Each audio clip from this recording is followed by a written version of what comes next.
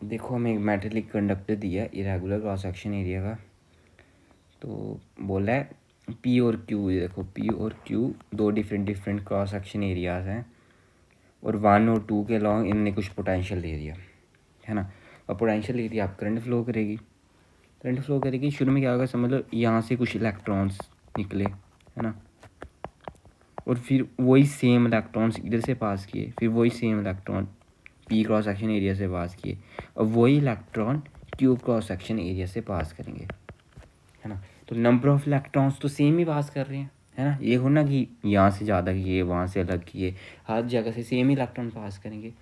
अब same electron पास करेंगे मतलब चार्ज सेम पास कर रहा है, और आई क्या होता है D Q point D T.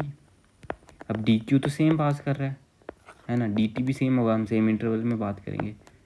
तो आई क्या, इसका मतलब आई भी सेम होगा, मतलब ये जो पी क्रॉस सेक्शन से जो टोटल आई जाएगा और क्यू क्रॉस सेक्शन से जो टोटल आई जाएगा वो सेम होगा। तो पहला ऑप्शन क्या हो गया कि दोनों क्रॉस सेक्शन से जो करंट जा रहा है वो सेम है, ठीक है। अब डी ऑप्शन देखो, number of electrons passing per unit area मतलब number of electron upon area. अब नंबर ऑफ इलेक्ट्रॉन तो सेम है, एरिया अलग अलग है।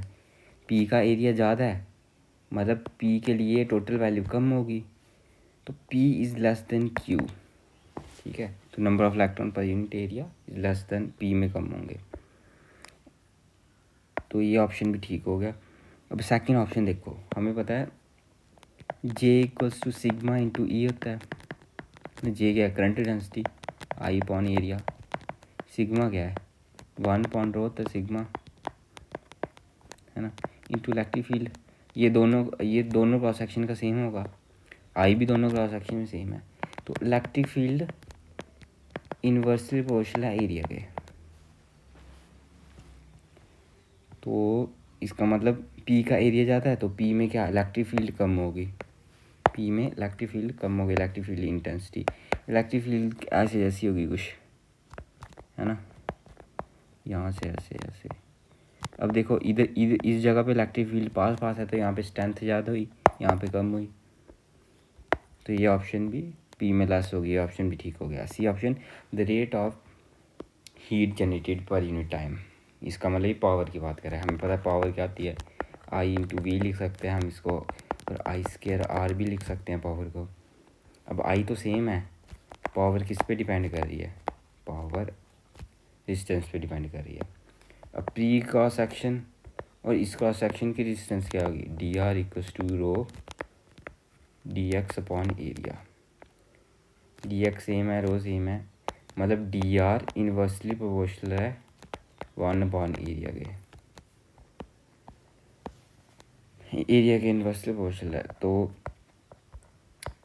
मतलब इसका मतलब पी का एरिया ज़्यादा है तो पी की रेजिस्टेंस क्या होगी, कम होगी, और क्यू की रेजिस्टेंस ज़्यादा होगी।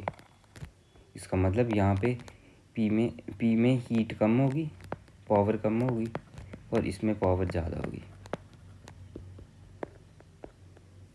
तो क्या rate of heat generated per unit time at Q is greater than that of P, ये भी ऑप्शन ठीक हो गया।